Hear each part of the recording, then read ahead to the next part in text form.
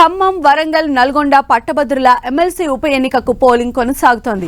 ఉదయం 10 గంటల వరకు నల్గొండ జిల్లాలో 11.34% పోలింగ్ నమోదైంది. వరంగల్లో 11%, ఖమ్మంలో 13.70% పోలింగ్ జరిగింది. సాయంత్రం 4 గంటల వరకు పోలింగ్ కొనసాగనుంది. 12 జిల్లాల పరిధిలో పోలింగ్ కొనసాగుతోంది. 4,61,000 మంది ఓటర్లు తమ ఓటు హక్కును వినియోగించుకుంటున్నారు. బరిలో 52 మంది అభ్యర్థులు ఉన్నారు. జూన్ 5న ఫలితాలు రానున్నాయి.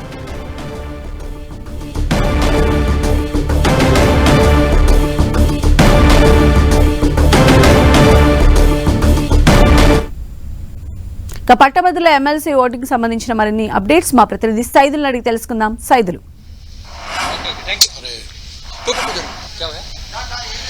ఖమ్మం, వరంగల్, నల్గొండ పట్టభద్రుల ఉప ఎన్నిక పోలింగ్ ప్రక్రియ ఉదయం నుండి 8 గంటల నుండి సజావుగా కొనసాగుతుంది. మనం చూడొచ్చు, ప్రస్తుతం పోలింగ్ కేంద్రాల దగ్గర ఉన్నాం. మనం మొత్తంగా ఖమ్మం సంబంధించి చూసుకుంటే ఉదయం 8 గంటల నుంచి ఉదయం 10 గంటల లోపు 13.70% పోలింగ్ నమోదైంది. వరంగల్ 11% నమోదైంది. నల్గొండ 11.34% పోలింగ్ నమోదైన పరిస్థితి అయితే కనిపిస్తుంది. ప్రశాంతంగా పోలింగ్ ఉదయం నుండి కొనసాగుతుంది. ఉదయం 8 గంటల నుండి సాయంత్రం 4 గంటల వరకు పోలింగ్ ప్రక్రియ కొనసాగుతుంది. మొత్తంగా 4,61,000 మంది ఓటర్లు తమ ఓటు హక్కును వినియోగించుకోనున్నారు. దీనికి సంబంధించి కూడా ఇప్పటికే 52 మంది అభ్యర్థులు బరిలో ఉన్నటువంటి పరిస్థితి ఉంది. అయితే వీరందరూ కూడా ఇంతకుముందు సాధారణ ఎన్నికల్లో వేసినటువంటి ఓటు కాకుండా, అంటే ఈవీఎంలు కాకుండా మొత్తం కూడా వరుస క్రమంలో ఓటు ప్రాధాన్యత క్రమంలో ఓటు వేసే అవకాశం అంటే బ్యాలెట్ కల్పించిన పరిస్థితి. ఈ బ్యాలెట్లకు సంబంధించి కూడా పూర్తి స్థాయిలో వరుస క్రమానికి సంబంధించిన ఓటర్ ఎవరైతే వస్తారో గ్రాడ్యుయేట్స్, వాళ్ళందరూ కూడా పెన్ను కూడా ఇక్కడ వచ్చేసి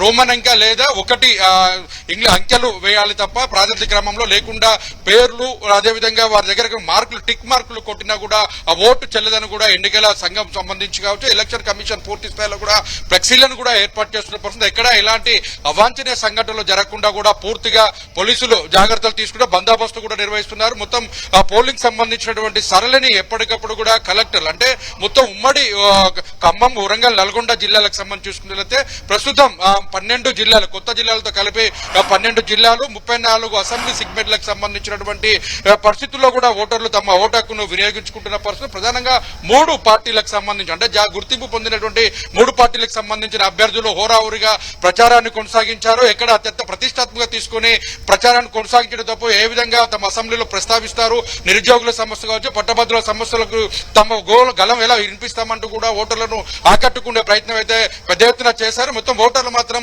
తమ ఓటు ద్వారా ఎలాంటి తీర్పు ఇవ్వబోతున్నారన్నది కూడా మొత్తం కూడా చూడబోతున్నాం. ఎందుకంటే ఈ నెల, అంటే మొత్తం జూన్ 5వ తారీఖున నల్గొండలోని కౌంటింగ్ కేంద్రంలో కూడా కౌంటింగ్ ప్రక్రియ కొనసాగుతుంది. అయితే మొత్తం దీనికి సంబంధించినటువంటి ఇబ్బందులు కలగకుండా కలెక్టర్లు పూర్తి స్థాయిలో కూడా పోలింగ్ సరళిని కూడా కమాండ్ కంట్రోల్ ద్వారా కూడా మొత్తం వెబ్ ద్వారా పరిశీలన చేస్తున్న పరిస్థితి. ఏదన్నా ఘటనలు జరిగినా, గొడవలు జరిగినా వాటన్నిటిని కూడా పూర్తిగా మానిటరింగ్ చేస్తూ ఎలాంటి అవాంఛనీయ సంఘటనలు జరగకుండా జాగ్రత్తలు తీసుకుంటున్న పరిస్థితి. మరోపక్క మావోయిస్టు ప్రభావిత ప్రాంతంగా ఉన్నటువంటి భూపాలపల్లి కావచ్చు, వరంగల్ కావచ్చు, అదేవిధంగా మహబూబాద్ సమీపంలో భద్రాద్రి కొత్తగూడెం జిల్లాకు సంబంధించిన ములుగు, ఈ జిల్లాలకు సంబంధించినటువంటి ప్రాంతంలో పోలీసులు హై అలర్ట్ కూడా ప్రకటించారు. ఒకవైపు మావోయిస్టుల బంధు నేపథ్యం, మరోపక్క ఛత్తీస్గఢ్ సరిహద్దు ప్రాంతంగా ఉన్న ప్రాంతంలో అటు మావోయిస్టులు జవాన్ల మధ్య నిత్యం కాల్పుల నేపథ్యంలో ఓటర్లను ఎక్కడ ఇబ్బంది పెట్టకుండా ఉండేందుకు కూడా పెద్ద ఎత్తున కూడా పోలీసులు జాగ్రత్త తీసుకుంటున్న పరిస్థితి అయితే కనిపిస్తుంది. ఓవరాల్ గా చూసుకుంటే ఉదయం 8 గంటల నుంచి ఇప్పటివరకు చూసుకున్నట్లయితే సరళి చాలా పోలింగ్ శాతం చాలా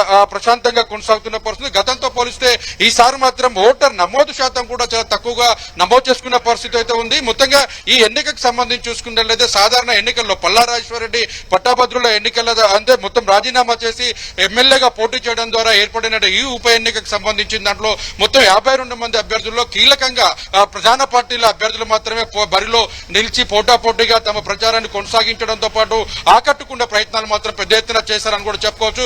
మొత్తం చూస్తా ఉన్నాం, ఉదయం నుంచి కూడా గ్రాడ్యుయేట్స్, ఉపాధ్యాయులు కావచ్చు, ఉద్యోగస్తులు కూడా తమ ఓటు హక్కును చాలా ప్రశాంతంగా కొనసాగిస్తున్న పరిస్థితి అయితే ఉంది.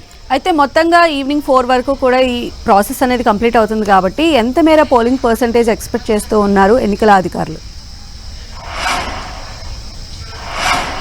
కొత్తగా చూసుకున్నట్లయితే ఎన్నికల అధికారులు మాత్రం ఉదయం 8 సాయంత్రం 4 గంటల పాటు దాదాపుగా 70% పోలింగ్ శాతం కూడా నమోదవుతుంది. గతంతో పోలిస్తే ఈసారి ఓటింగ్ శాతం తక్కువగా నమోదు చేసుకున్నప్పటికీ కూడా పెద్ద సంఖ్యలోనే ఓటింగ్ శాతం ఉండబోతుంది. 70% దాటుతుందని కూడా అధికారులు అంచనా వేస్తున్నారు. ఆ విధంగా ప్రచారాన్ని కూడా ఓటర్లకు కల్పించాము. ఒకవైపు ఎన్నికల కమిషన్ అదేవిధంగా రాజకీయ పార్టీలకు సంబంధించి కూడా ప్రచారాన్ని కాలర్ రూళ్ల ద్వారా కూడా ప్రచారాన్ని కొనసాగించిన పరిస్థితి. అందుకనే పెద్ద ఎత్తున తమ ఓటు హక్కును వినియోగించుకుంటారని కూడా అధికారులు అంచనా వేస్తున్న పరిస్థితి అయితే కనిపిస్తుంది. సో అక్కడ ప్రజెంట్ పోలింగ్ కి సంబంధించి ఎలాంటి ఏర్పాట్లు చేశారు? ఎందుకంటే చాలా పెద్ద బ్యాలెట్ పేపర్లలో వేస్తూ ఉన్నారు, ఈవీఎం మిషన్స్ కాకుండా. ఇక్కడ పైగా మొదటి రెండవ ప్రాధాన్యత ఓట్లను కూడా వేసేటువంటి అవకాశం ఉంటుంది కాబట్టి ఏమైనా అవేర్నెస్ తీసుకురావడం కానీ, లేదా ఆల్రెడీ వాళ్ళకి తెలిసి ఉంటుంది కాబట్టి ఎలా ఉంది అక్కడ ప్రాసెస్?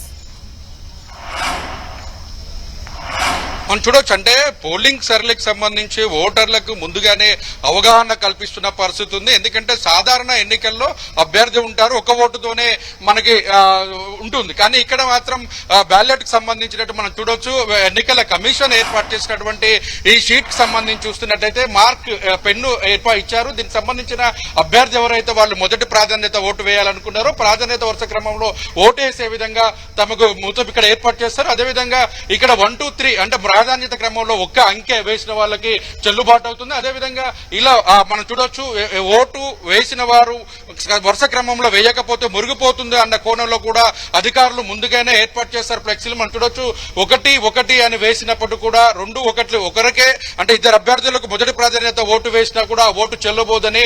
అదేవిధంగా టిక్ మార్క్ రైట్ మార్క్ కావచ్చు, ఇంటూ మార్కులు కూడా ఎక్కడైతే కాలమ్స్ ఉండే అభ్యర్థులు ఎదురుగా ఇట్లా ఎవరైతే టిక్ కొడతారో ఆ టిక్ కొట్టినా ఇంటూ మార్క్ పెట్టినా కూడా చెల్లుబాటు కాదు. అదేవిధంగా ఒకే అభ్యర్థికి ఒకటి మొదటి ప్రాధాన్యత, రెండో ప్రాధాన్యత ఓటు కల్పించే విధంగా కూడా అంకెలు వేసినప్పుడు కూడా ఈ ఓటు కూడా చెల్లుబాటు కాదంటూ కూడా, అదేవిధంగా మొత్తానికి అంటే మొత్తం బాక్స్ ఏదైతే ఒక అభ్యర్థికి సంబంధించిన ఓటు బాక్స్ ఏదైతే ఇచ్చారో ఆ బాక్స్ అంకెల్లో కాకుండా అంకెను ఇట్లా 1, 2, 1, 2 మధ్యలో గీతల్లో మధ్యగా వేసినా కూడా అంకె వేసినప్పుడు కూడా ఈ ఓటు కూడా చెల్లుబాటు కాదని కూడా క్లియర్ గా అధికారులు ఎన్నికలకు మొత్తం అభ్యర్థులకు అంటే ఓటు గ్రాడ్యుయేట్స్ కి అవగాహన కల్పిస్తూ కూడా షీట్ ఫ్లెక్సీలు కూడా ఏర్పాటు చేసిన పరిస్థితి.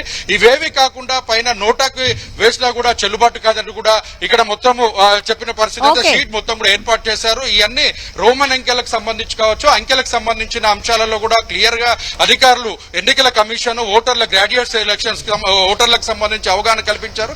ఈ షీట్ల ద్వారానే వాళ్ళందరూ కూడా ఓటుకు అవగాహన కలిగిందని చెప్పుకోవచ్చు. మొత్తంగా ఓట్లు కూడా ప్రశాంతమైన వాతావరణంలోనే కొనసాగుతుంది.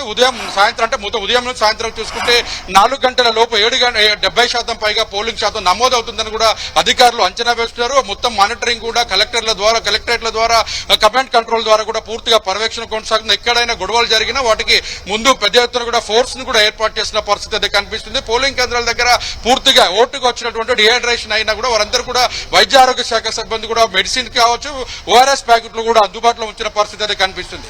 రైట్ సైదులు.